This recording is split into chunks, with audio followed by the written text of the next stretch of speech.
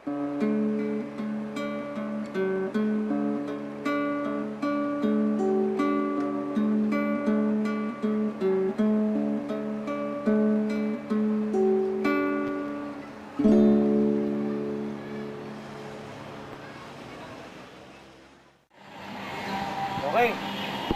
Marami palang photographer dito eh. Kailangan na natin galingan, kundi babagsak tayo.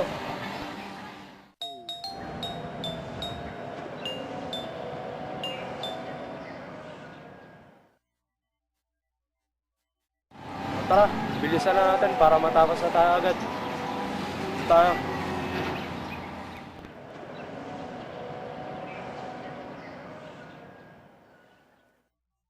Brad, hindi ko ba ma-interview para ng photographer class natin?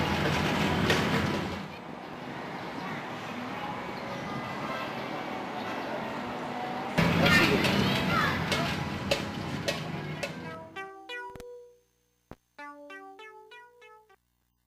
Maliit pa ako nung huling punta ko rito. Hindi ko makakalimutan na dito pa kami naglalaro ng kapatid ko.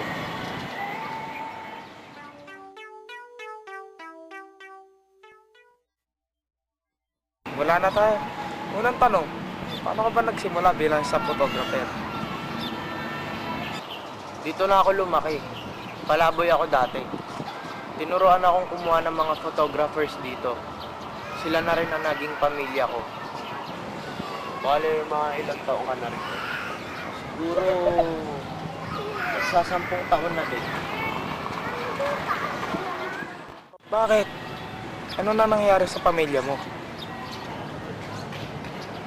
Nung maliit pa ako, nagtaguan kami ng kapatid ko. Hindi niya na ako nahanap. Kaya nawala na ako.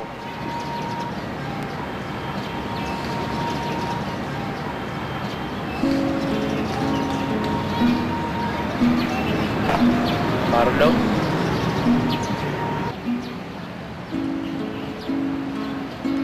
Napansin ko, suot mo yung bracelet ko. Sorry, hinahanap ka namin. Nagtanong na rin kami sa mga pulis at sa mga ospital.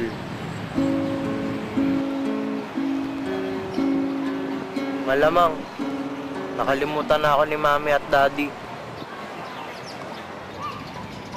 Sa isipan siguro nakalimutan ka na nila. Pero ang puso, di nakakalimot. Uwi na tayo.